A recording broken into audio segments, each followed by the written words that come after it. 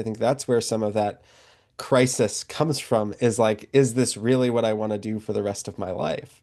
And so Whew. one thing we do in our work is, pump the brakes on that in a very direct way Ah. and say this isn't about figuring out what you want to do for the rest of your life. It's about, picking sort of as far as the road can see, right? It's there's a quote I like a lot that's, when you're driving a car at night, you can only see as far as your headlights, but you can make the whole trip that way.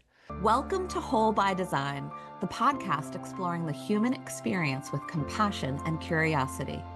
Together, we'll uncover powerful internal resources and tools to help you embrace clarity, joy, and your full potential because you are whole by design. Hi, everyone. My name is Dr. Julie Lopez, and I'm your host for Whole by Design.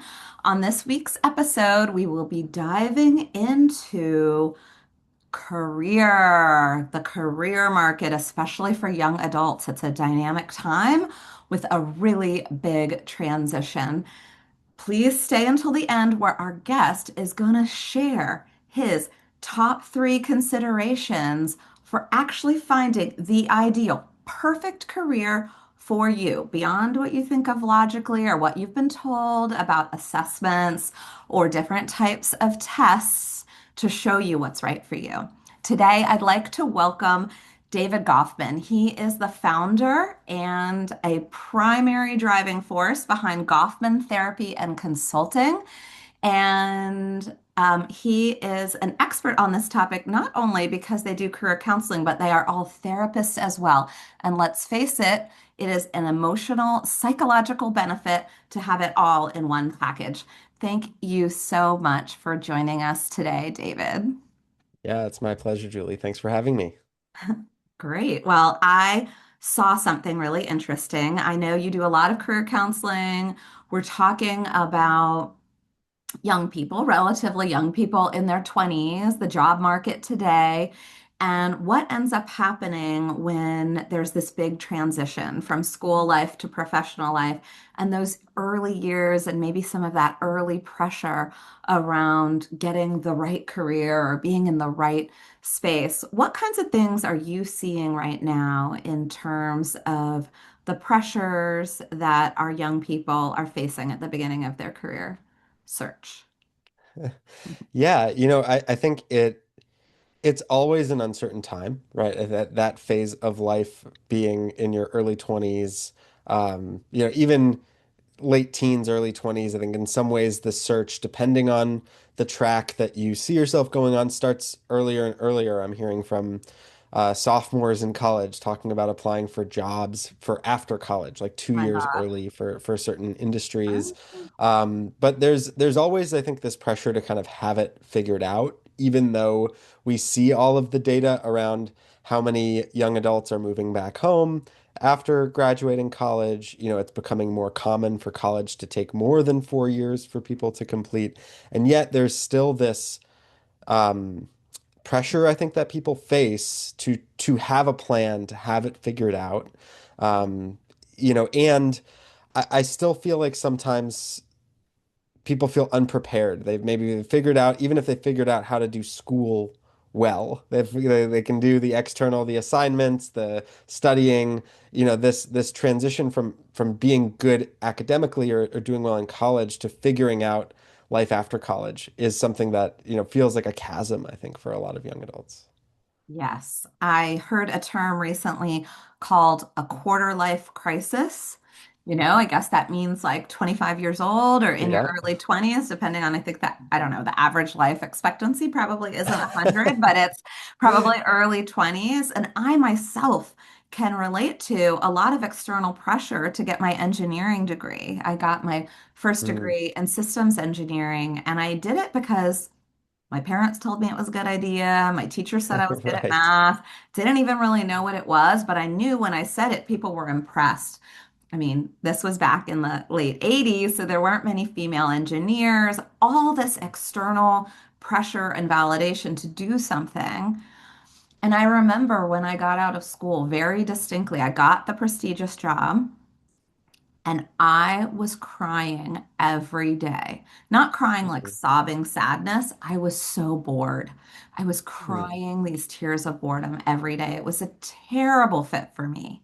It was about what everyone wanted for me from the outside. And I'm just wondering what you're seeing and how you experience that as someone who is well schooled in mindfulness and mindfulness-based stress reduction. How do you see that showing up with young people today, and what kinds of tools and techniques do you use with them beyond traditional career coaching? Yeah, I think what you described is actually far more common than people realize, and not necessarily just the fact that you felt pressured to pursue something, but that you changed directions at some point in your Thank career arc, goodness. Yeah, you know. 20. Actually, I was, And thank God, 24 years old when I changed. yeah. Yeah, right at your quarter life crisis, right? Yeah. Um, but I still think that we have this idea societally that you're supposed to pick a career and that's what you do for the next, 40 to 50 years until you graduate. And so in my mind and in my experience, I think that's where some of that crisis comes from, is like, is this really what I want to do for the rest of my life? And so Whew. one thing we do in our work is, pump the brakes on that in a very direct way Oh, and say this isn't about figuring out what you want to do for the rest of your life. It's about, picking sort of as far as the road can see, right? It's there's a quote I like a lot that's, when you're driving a car at night, you can only see as far as your headlights, but you can make the whole trip that way, right? And so oh it's my it's a gosh, bit I like that. love that quote. David, say it again. Say it Yeah. again. Do you know who said Yeah. that? I literally love it. I don't want to misquote. I want to say it's Anne Lamott, but we can verify and confirm. But it's when you're Okay. driving a car at night, you can only see as far as your headlights, but you can make the whole trip that way. Oh my gosh, that's And so so that's powerful. that's the framing I think that I think about a lot with the career coaching work, is like we don't need to see all the way to the end of the road. We just need to be able to see kind of that next step, something that feels, based on what you know now, based on the best that we can identify, what feels like sort of that next step for you. I could feel myself when you shared that quote, just like exhaling and feeling so much less pressure. And right, Hmm. since the word crisis is in there, I imagine Yeah. there's really high anxiety with this idea that in this moment, I have to pick the right thing for all of Right. eternity to Right. dedicate my prime years to, Yeah. and to figure out, the right step now. So I love that quote, really. Yeah. There was another term that I recently saw called a bore out as opposed to career burnout. It was like career bore out. And what they Hmm. said was this was chronically understimulated, under-challenged, and bored by daily tasks. I can tell you, although my job was pretty challenging, it was so meaningless to me. I really needed to Hmm. be on the career path I moved into, working with people and healing and change in a Hmm. tangible way. And the designing computer systems for massive companies was like Yeah. so meaningless Yeah. to me. And I Yeah. realized for other people it was like exciting and challenging. But yeah, I just Hmm. wondered what you see in that realm with your work. Yeah, I think it's certainly prevalent. I think we see it in a few different ways. Both with maybe young adults who have struggled in a traditional academic environment, right? Academic environments are pretty sedentary. It's, sit and listen, receive information. There's a lot of sort of cognitive work that, if you're somebody who likes to be up and about, who likes to learn and work by doing with your hands, that type of environment is just not at all gonna align. And then also with more young professional clients who maybe they've tried to follow the path that society has sort of Mm. communicated to them you're supposed to follow, and they're getting to a point where it's 2 years in maybe to their career, and they're just saying to themselves like this is not the next 30 years for me. Like I can't do this, for much longer. And so, and I think to what you're describing, it's not that they're so overworked and they care so much and they're so stressed out, but it's more about feeling disengaged from what they're doing. Yeah. And so, how do you guys work with that? One of the things I love about your practice is that it feels like it's a whole systems approach. It's not just the task list and the get the resume right and all this kind of stuff, but really slowing down to listen uniquely to what your client's nervous system is telling them. And so, yeah, tell Yeah. me a little bit about how you might work with something like that. Yeah, well, we find that people aren't often asked or taught to identify what they would be best suited to do and what they want to do. I think there's again an idea out there you're just supposed to know or you're just supposed to figure out what you want to do with your working life. And your working life ends up being a huge percentage of of your waking hours on this planet. So it does become, I think, an important thing to get right for people. And so helping teach people how to be introspective. We use a career assessment that I often tell people that even if it doesn't tell you something groundbreaking or open up a door that you just hadn't considered, it always helps people develop the vocabulary to be able to describe Mm. themselves, to be able to articulate their strengths, to be able to communicate the contexts in which they work best in. And that can be really helpful for people to be able to say, I am somebody who really likes, working outside of an office, or it is really important to me to work with people, or, I am somebody who likes creative problem solving, and that's a component of my work that would be really stimulating and engaging for me. And maybe I kind of knew that about myself, but I never really was able to articulate it or use that to inform, the types of work opportunities that I was looking for. I love that so much because this podcast, Whole by Design, is sponsored by the Viva Center, and we're a trauma-informed organization. And part of that means really listening to the body and listening and understanding difference. And so, what Hmm. you're telling me is you're giving people language for their Yeah. unique way of showing up in the world, right? That it's not that well, I'll tell you for me, I thought, what's wrong with me? Everyone's telling me this is the best Right. job, best salary, but so prestigious, right? Right. This is great. You should be happy.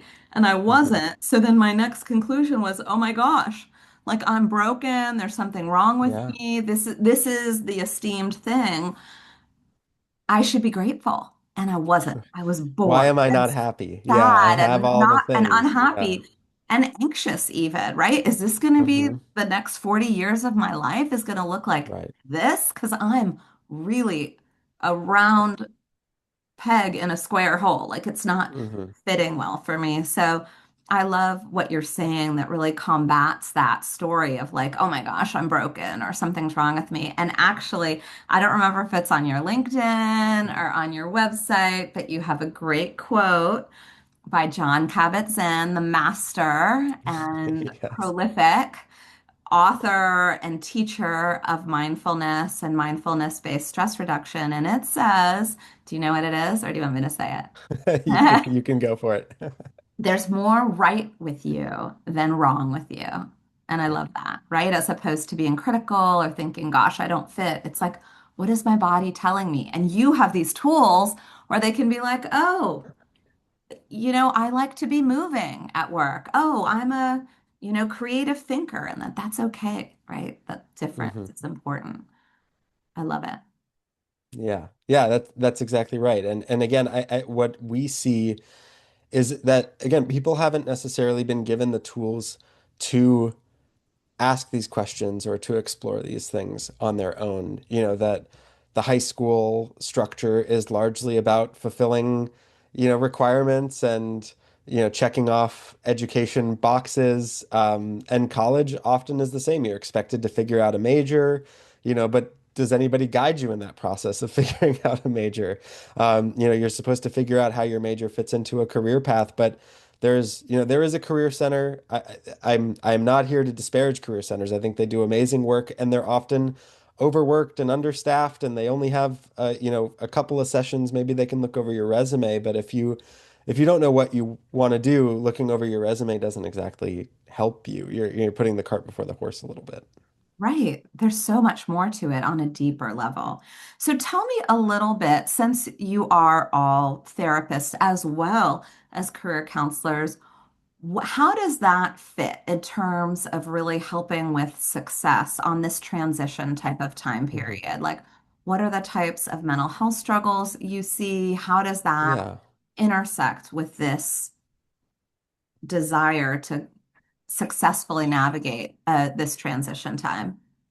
Yeah, yeah, and I tell people this often that, we specifically work with young adults and young professionals who are navigating these kind of non-linear, sort of career trajectories. And we don't work with executive leaders. We don't work with, mid-career professionals who are looking to land a senior role. We specifically work, with this population. And in that, we expect that reviewing a resume, that providing a career assessment report with some career recommendations, that of course that's insufficient, right? That is the beginning of the process as we understand it, right? And where we meet our clients is in the work of actually, digesting the information, utilizing it, moving forward in a job search process. We operate under the assumption, much I'm sure like you guys do in your clinical work, that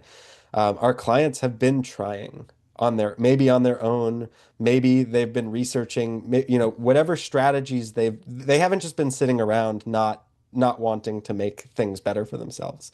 And so it's helpful to us to really understand what their process is and to accompany them in that process, to support them in looking at job opportunities, to support them in applying to jobs, to help them with goal setting, to help them with accountability, to help them, because within that you see self-confidence and self-esteem and self-worth. You see maybe knowledge gaps that you're helping somebody, develop. You look at, we're frequently talking about, what clinically we would refer to as, whether it's, cognitive distortions or mindfulness strategies of staying present in the moment and focusing on what's in front of you and not jumping, too far ahead. And so, we see the real work with the clients who we work with around, it's not just about giving you, sort of a fancy report that has some information on it, but it's about really helping you understand yourself in the context of your experience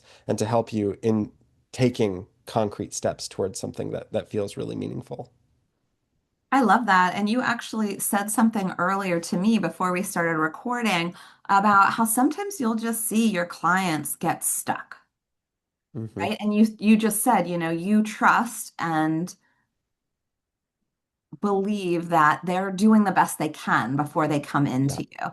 And if they're stuck in some way, there may be a more complex or there may be a more sophisticated block in their system, maybe in their Yep. nervous system, in their body, right? That by using all of these different, more advanced techniques, you can help them move it and actually Hmm. dislodge what might be holding them back or kind of in a stuck place so that they can move forward. And I really loved that, especially Yeah. as it relates to using the mindfulness piece and using the body, right, or Yeah. the somatic experience to give information and clues and data around what might be really going on. I wonder if you Yeah.